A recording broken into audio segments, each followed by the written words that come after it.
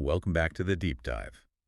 If you're trying to navigate the modern wellness landscape, you already know health decisions don't happen in a vacuum. Not anymore. No, not at all.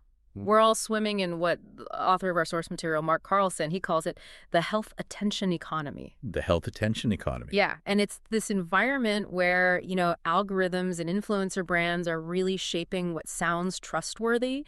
It's all about engagement and, frankly, dependency, not real understanding. It is an intense ecosystem. We see people checking their sleep score before they even decide if they feel rested. Right, or analyzing their continuous glucose monitor to debate if they're truly hungry instead of just, sensing it. Exactly. The body becomes this data set to interpret, not a place to actually live. The human signal is getting completely drowned out by interpretations of itself. And that's our mission here. We're using the HUC framework Health Under Control as a kind of filter to cut through all of that noise. In our last deep dive, we laid out the foundation, principles 1, 2, and 3, which were all about measurement and action. Right.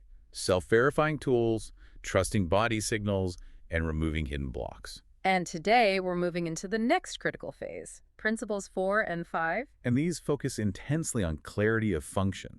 We're shifting our attention entirely to understanding the why behind our health actions. It's all about preventing that blind faith and actively working to maintain self-trust. It's about building what the author calls mechanical literacy. That literacy is so key. Yeah. Because it means the knowledge actually transfers from the practitioner or the article to you. Right. The knowledge gets internalized, and that's what creates lasting self-directed change. Okay, let's unpack this, starting with principle 4. Explainable mechanisms over mystified claims. This principle is, it's essentially a war against vagueness. We're trying to battle these claims that sound really sophisticated but are totally unverifiable. And they ultimately keep you dependent on whoever delivered that diagnosis. Exactly. The sources have a fantastic example of this. So you're stressed, you're anxious, maybe struggling with emotional regulation, and you hear a diagnosis that sounds so informed, like your nervous system is stuck in trauma mode. And that sounds profound, right? It confirms your experience, but how do you verify that? There's no test for it. There's no test you can run, no objective marker you can track to see if it's shifting, so you end up dependent on the practitioner's subjective interpretation session after session. It's a diagnosis that explains everything and nothing at the same time. Precisely. So that raises the critical question. If that mystified claim is so damaging, what's the alternative? How do we contrast it with an actual explainable mechanism? The kind that restores agency. We look for verifiable, testable pathways. So let's stick with that stuck nervous system feeling.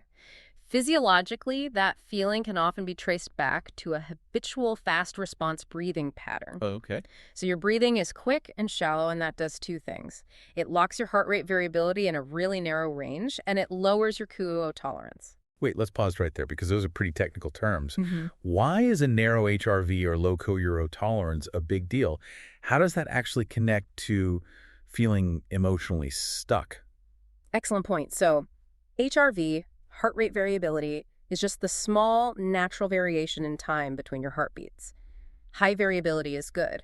It shows your nervous system is flexible, adaptable. And if your breathing is quick and shallow, your HRZ narrows, it gets locked. And that signals to your body that you are perpetually in a low-level threat state, which makes it incredibly hard to feel safe or relaxed. So the feeling of being stuck isn't some abstract trauma state. It's a measurable physiological pattern of defense. You got it. And low QO tolerance just means your body overperceives normal levels of carbon dioxide as a threat. It triggers this subtle internal alarm that just fuels anxiety. So you feel stuck because your own internal chemistry is constantly telling you to panic. Yes. And now that understanding gives you power. You can retrain that pattern. You can track your breath rate. You can feel when your shoulders drop. You can even measure shifts in HRV with a wearable. And that change is observable, verifiable by you, the client. It completely removes the need for someone else's interpretation. And that works on the psychological side, too. The mechanism is just as clear.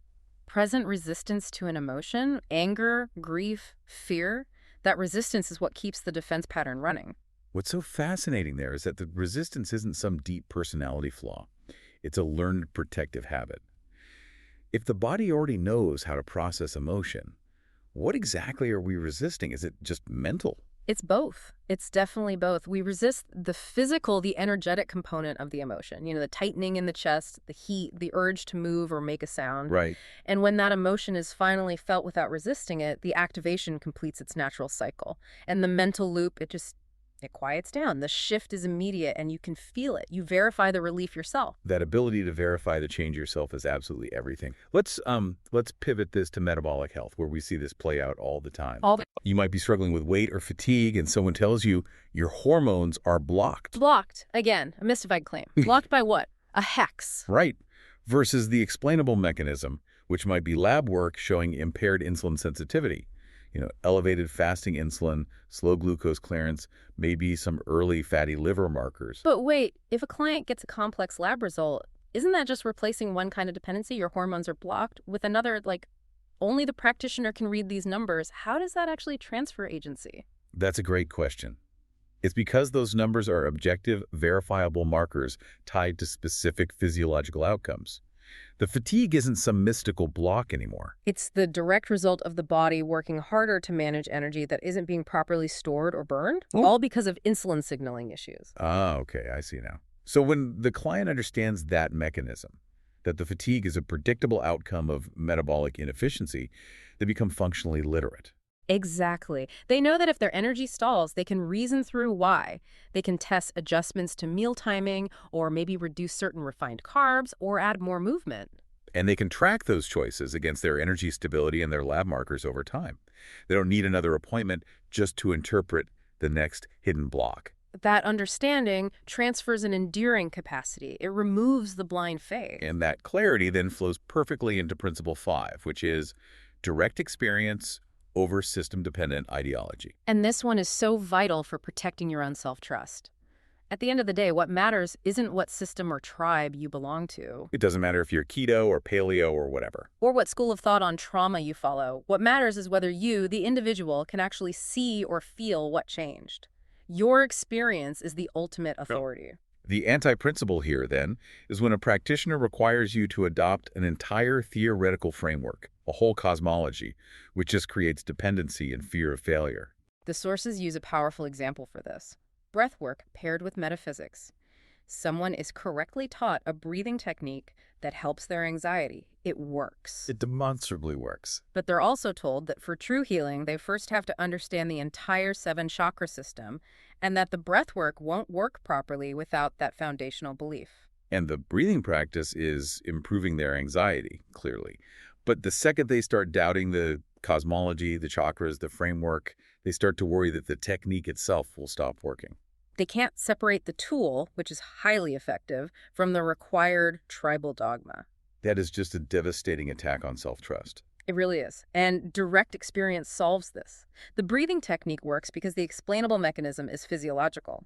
Slow nasal breathing increases Kuro's tolerance and stimulates the vagus nerve, Which shifts your nervous system into that calm, rest and digest state. an effect that is directly feelable. The ideology becomes completely irrelevant to the function. The individual gets the tool without the required belief system. You see the same thing in emotional processing. If the core mechanism is that simple anxiety drops when resistance drops, why do so many complex trauma frameworks exist, requiring clients to learn stages, models, specific terminology before they can get relief? Well, look, those frameworks are maps, and maps can be useful for navigation. But Principle 5 insists that the territory, your direct experience, has to remain the authority. The body already knows how to process the emotion. It already knows how. We use models to provide context, but the ultimate mechanism is that shift in your state when presence-based work lets the suppressed emotion complete its movement. If the framework requires you to believe in it for the tool to work, you've lost agency. And I think the most common, the most visible place we see this tribalism is in dietary advice. Oh, absolutely. Adopting a strict dietary tribe, carnivore, keto, some version of clean eating, it comes with this whole philosophy that makes any deviation feel like a betrayal. A betrayal not just of the diet, but of the entire group. You become dependent on maintaining belief and tribal standing rather than just tracking your own biological results. You might feel fatigued or find the diet is stressing you out, but you're afraid that adjusting means you failed the tribe or betrayed the guru. And the required ideology overrides your direct signal. The body is signaling that certain foods are causing inflammation or low energy, even if the ideology says they're okay. But adhering to the tribe forces you to ignore that signal from your own body. That's the entire point. The actual explainable mechanism is simple. Removing foods that provoke inflammation improves symptoms. Stabilized energy, calm digestion. These are the measurable results. The body's response is the authority. Irrelevant of whether it contradicts or fits the chosen ideology. Exactly. Okay, this is where it gets really interesting. The key test for Principle 5, the thing that determines whether you are maintaining agency, is so simple. It is. Can you extract the tool from the tribe? Can you extract the tool from the tribe? If the answer is yes, then you maintain your capacity to question, to adjust, to adapt based purely on your results. If the answer is no, if the tool only works when you subscribe to the entire cosmology, then you're stuck. You're just maintaining a belief system instead of responding to your own body. So what does this all mean when we put Principles 4 and 5 together? They seem to collectively restore what the sources call embodied literacy. It's the highest form of self-trust, really. It's the ability to sense, to interpret the mechanism behind the signal, and then to respond without needing external permission or validation. You learn to distinguish between a genuine body signal, like needing a specific nutrient, and ambient anxiety or a conditioned habit. Like checking a monitor out of fear instead of curiosity. The knowledge transfers, the understanding is clear, and the authority is internalized.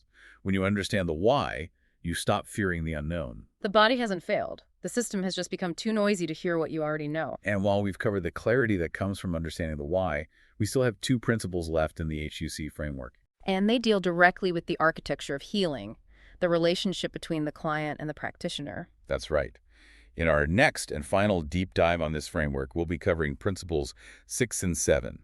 They deal specifically with agency and the practitioner-client relationship, client-led agency over practitioner dependence, and presence over teaching mode. And that will be a critical discussion for anyone who's seeking true autonomy in their health journey. But for now, here's a provocative close for you to think about. When you stop focusing on what external ideology you should believe and start focusing on the explainable why something is actually working. That shift in clarity is the foundation of genuine, lasting trust in your own health. If you want to explore the full HUC framework and read the original essays by Mark Carlson, FDN-P, you can visit healthundercontrol.com. And for practitioners and others interested in seeing these principles put into practice, visit unblocked.health. Until next time, keep listening to the signals. And keep diving deep. We'll see you soon.